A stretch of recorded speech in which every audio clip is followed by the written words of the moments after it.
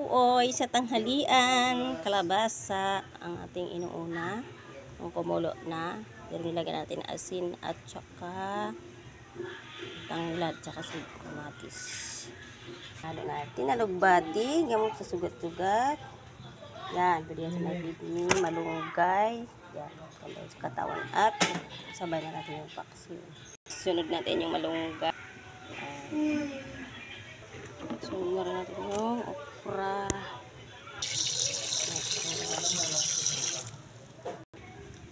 Ayan, sunod na rin natin yung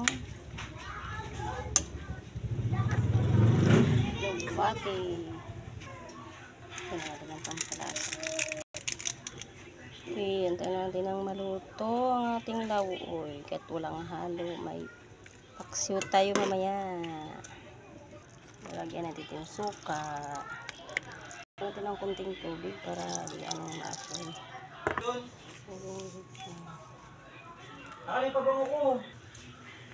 Yan, luto ng ating lauoy. Ready na si Jumjum kumain.